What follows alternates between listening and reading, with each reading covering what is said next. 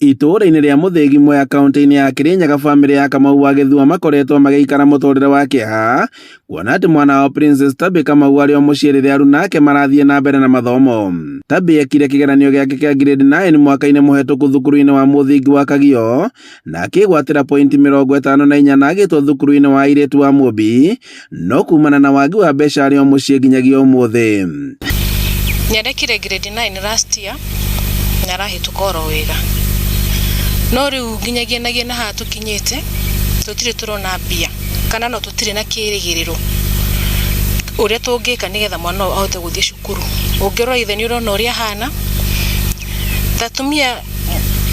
ta mũtumia othe no ani understand na ona wĩna mũthuri mũrwaru nyũmba no nĩ mwana nĩahĩtũkire ndũrĩ na atĩa no wacũthĩrĩirio kũrĩa kũnyua.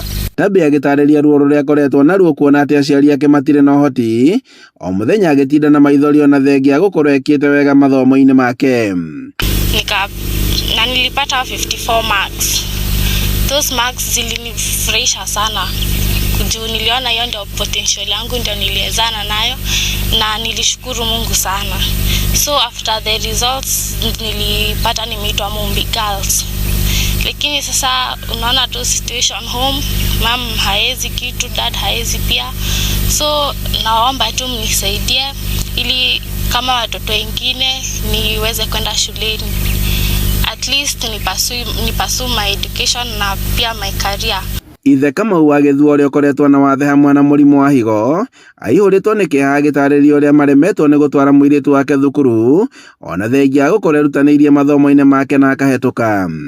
Nĩarekire kĩgeranio na arĩkia gwĩka aracoka Ngai aramũteithia arahĩtũka, aretwo Mũmbi Girls. Rĩu thĩna mũnene nĩ atĩ niĩ ndirĩ na ũhoti wa kũmũtwara, nakĩo njikarĩte nake gũkũ mũciĩ oro ũguo itarĩ na mwĩhoko na itarĩ na ũndũ atĩ njĩrĩgĩrĩire, tondũ wa mbere nginya kumagara ndingĩhota kumagara. Rĩu mwĩhoko wa gĩthomo gĩa Tabby ũhocetie kũrĩ andũ a wendi mwega na nĩguo mamũteithĩrĩrie na nĩguo ahote kũingĩra thukuru-inĩ wa airĩtu wa Mũmbi kaunti-inĩ ya Mũrang'a. Handũ-inĩ ha Inooro TV kuma Mũtithi Mwea kaunti-inĩ ya Kirinyaga, njĩtagwo Boni Wathuku.